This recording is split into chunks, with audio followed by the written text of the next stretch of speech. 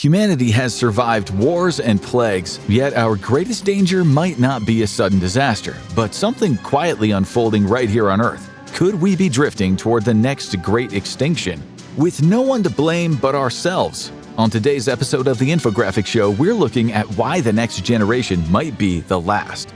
The human race has been through a lot. An ice age that nearly froze us out of existence, a plague that wiped out half of Europe and still lingers around today, and devastating wars that raged for decades. There's even weapons capable of ending all life on Earth, and we're still standing, and in many ways richer and more comfortable than ever before. But despite that, many people worry that we are on the verge of a crisis that there is no escaping from. Most of the time when a species goes extinct, it's because of outside factors. Entire eras of species have gone extinct because of environmental changes and disasters. In humanity's time on Earth, we have watched the woolly mammoth, the Tasmanian tiger, the dodo, and countless other species vanish forever. Some were hunted to oblivion, others lost their homes as humans claimed more and more of the planet. Countless species now teeter on the brink. And then there's the giant panda. The species is beloved and highly prized in zoos, but it is notoriously slow to reproduce, especially in captivity. And that's made the efforts to restore the population extra tricky. So maybe we should just call the younger generations the panda generation. In the past, the birth rate was not a problem. It was very common for married couples to have a lot of kids for a number of reasons, and most of them not very pretty.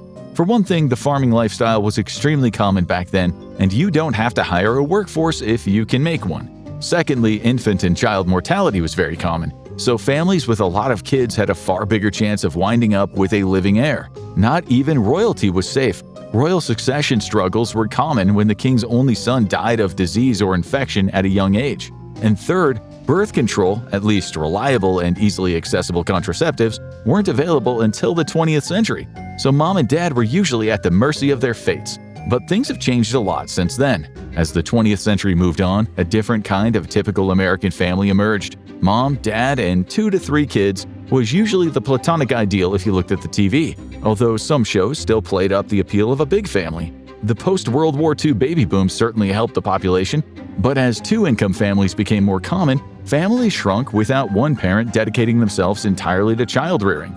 Things leveled out and most families adapted to the new social paradigm as we got to Gen X and the millennials came of age. And then, reality intervened. For the last 20 years or so, the world has hit the birth rate equivalent of a water slide. First came the bloody start to the 20th century as several new wars kicked off. Then came a globe-spanning recession in 2008 that many people still have not recovered from. More conflicts, an unsettled political scene, and a devastating pandemic have only made things worse. Many young people have looked at the scene, thought about having kids, and noped out. After all, it is common for young people to feel like they barely have things together themselves. Why be responsible for someone else in the process? But it may not all be voluntary. In June 2025, the United Nations Population Fund released a sobering report. Across 14 surveyed countries, 1 in 5 people said they simply couldn't afford to have the number of children they wanted. The survey covered developed countries in North America, South America, Europe, Asia, and Africa. So it seems to be a global problem regardless of the country's financial status and its usual fertility rates. The decline began with millennials, as many deferred marriage and children while they tried to get their footing in the aftermath of a major recession. But it didn't stop there, it accelerated. While the behavior of millennials provided worries of a baby bust, the behavior of Gen Z, many of which are out of college and starting their careers by now, is causing worries of a population apocalypse. Unlike the millennials, they aren't deferring those major life steps out of convenience, they are actively eschewing them. A quarter of Gen Z and millennials who don't have children say they plan to stay that way, and polls about marriage show similar results. Part of this is the economy and fears of the state of the world, but there are other factors as well. Gen Z is by far the population with the largest LGBT population, over a quarter of the age group, and that group is far less likely to have kids. But there's another factor too, and the biggest clue can be found in the kids. Is Gen Alpha okay? It's a common question asked these days, and pretty much everyone says no. The youngest current generation, currently those up to 12 years old, is in the middle of their school years, but many people worry about how they'll turn out. There have been plenty of reports about their lack of attention span and their behavioral issues. These can be attributed to their screen addiction and the learning loss they suffered during the COVID lockdowns. But there is another element that worries people.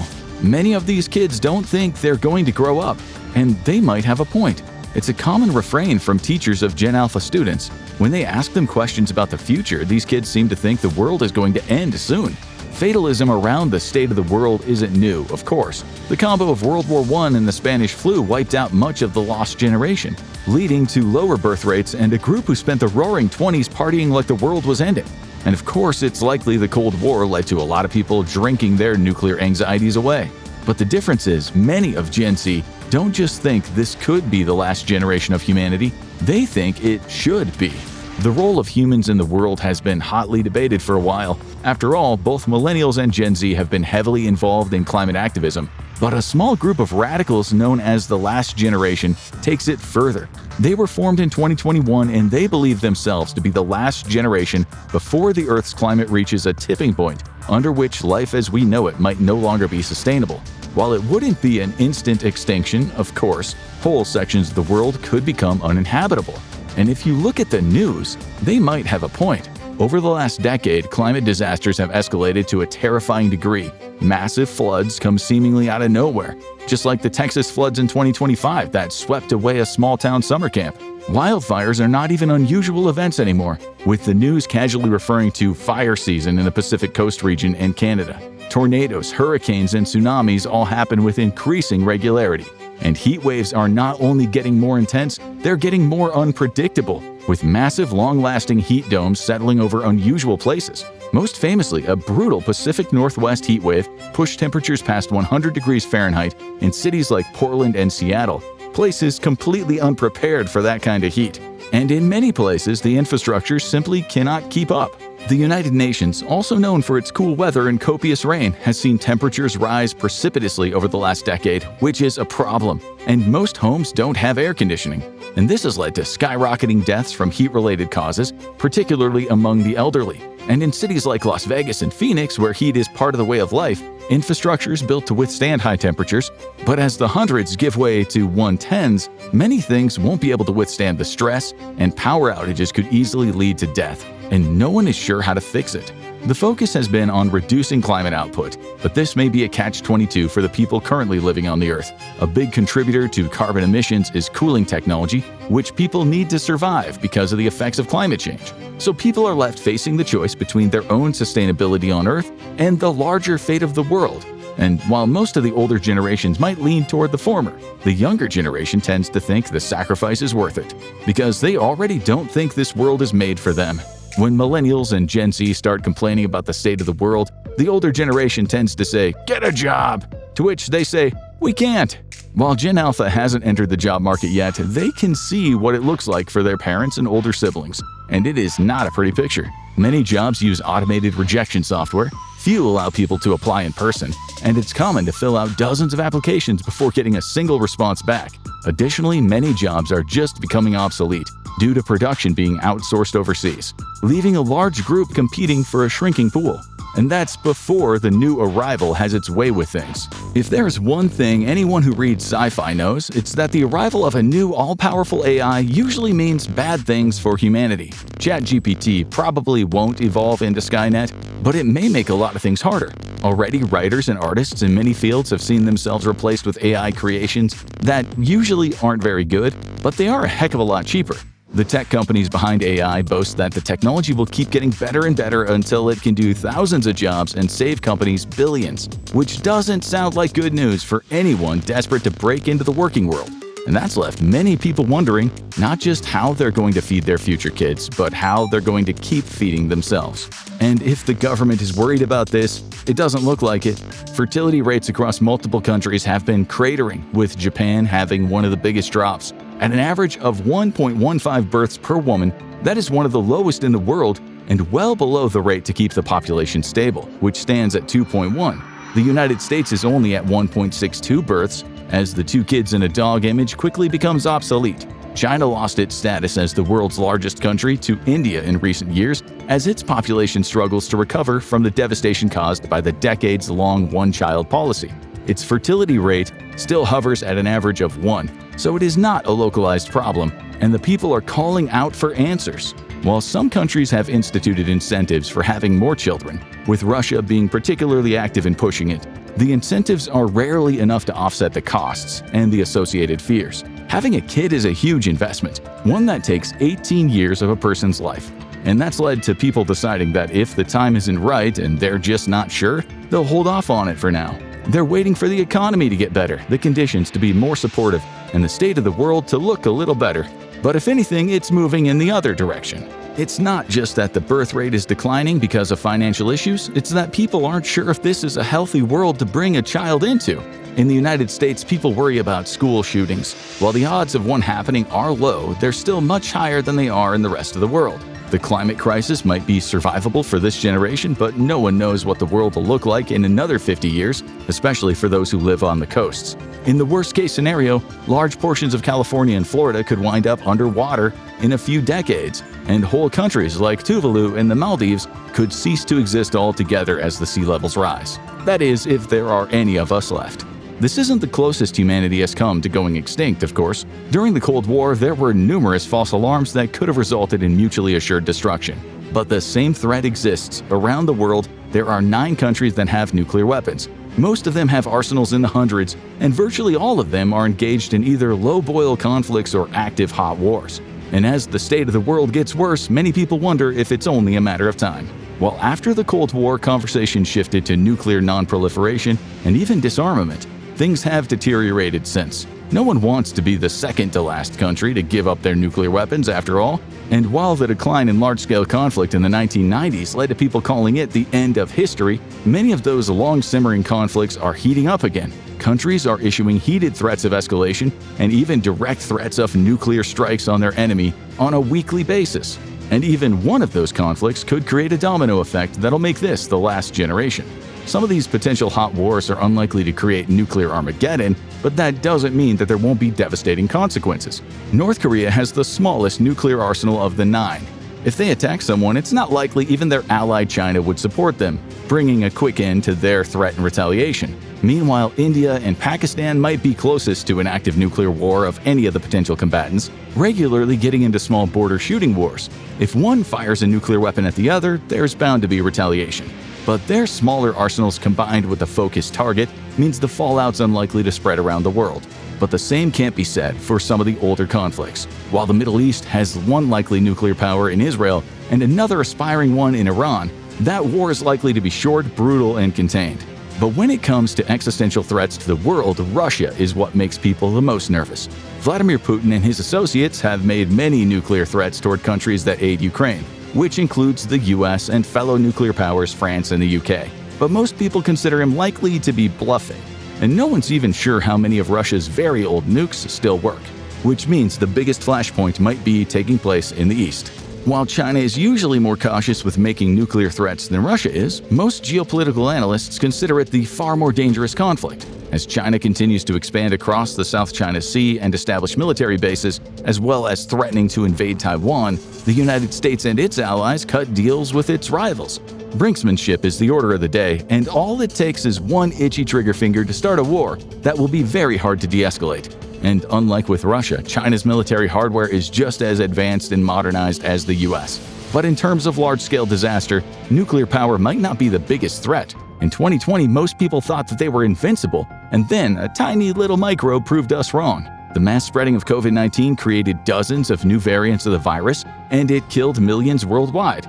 But despite that, it was far from the worst-case scenario. As a coronavirus related to the cold virus, COVID-19 was a virus that rarely killed its victims, and it got less deadly with future mutations. For the vast majority of people, it resulted in a few miserable days and some unpleasant derailments of life as we know it. But we might not be so lucky next time.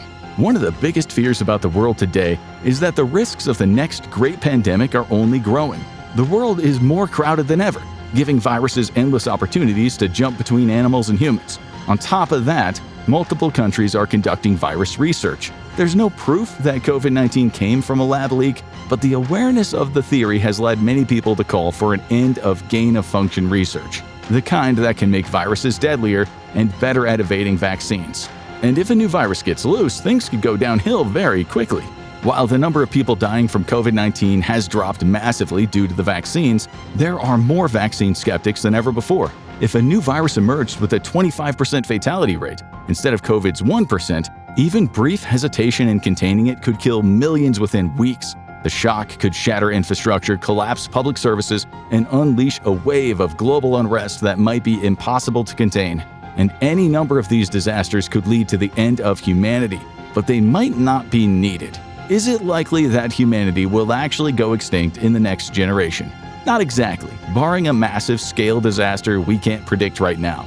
But that doesn't mean the issues that have people worried are going away. Rather than an extinction event, it's more likely that the birth rate will continue to drop and countries will deal with a rapidly aging population without the people needed to replace them. The result will be societies that dramatically cut back on their benefits, with the young taking the biggest hit as they face a future with austerity as the order of the day. And when people have no hope, things rarely go well for people in charge. Most extinctions don't happen in a hurry, due to some big event. Even for most of the animals that went extinct within living memory, they weren't wiped out by a decade of active hunting parties. Many, like the Tasmanian tiger, were a part of the ecosystem for centuries, and they saw their habitat shrink and shrink until it was impossible to survive in the wild. And then they found themselves in zoos, living relics of a population that used to exist, until the very last one died out in captivity. That's not going to happen to us, but it might feel like it. Population declines tend to be snowball effects. If the decline doesn't reverse itself, it's likely that each generation will make the same choice that the one before did, and it'll have less and less children.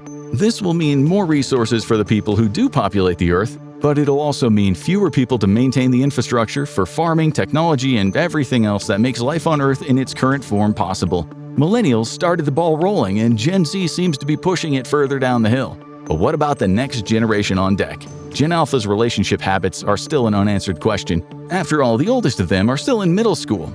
However, what we know doesn't look good for a return to normalcy when it comes to dating, marriage, and raising a family. The generation is being raised up on technology, many growing up with an iPad in their hands from the moment they can sit up. They're comfortable with AI, with remote schooling, and with multiplayer gaming. What they are not as comfortable with is in-person interaction. That means the struggles the younger generations have with meeting that special someone are only going to accelerate, unless something changes. More and more school districts are trying to reverse the trend, removing cell phones and other technology from the classroom and sometimes from the school as a whole. But it might be too late for the brains of Gen Alpha, which have been immersed in this tech since moment one. So all eyes are on Generation Beta. The first are just being born in 2025, according to some analysts, which means they're a blank slate. When people ask if this is the last generation, this is the group they're thinking of, which means it's probably time for the older generations to figure out what kind of world they are going to live in. There's just one problem with that. Have you ever tried to get the different generations to agree on anything? Analysts agree that without major changes, the birth rate freefall won't stop. To reverse it, the next generation needs a world where they can actually imagine building lives and families without it feeling like an impossible gamble. But they all have different solutions, and they're all likely to be standing in the way of any they don't agree with. And in a world where no one can agree on the cure, the clock keeps ticking on the crisis. If the next generation really might be our last, it's worth looking at how we got here. Watch Every Generation Explained in 10 minutes to see the bigger picture of humanity's story. Or click on this video instead.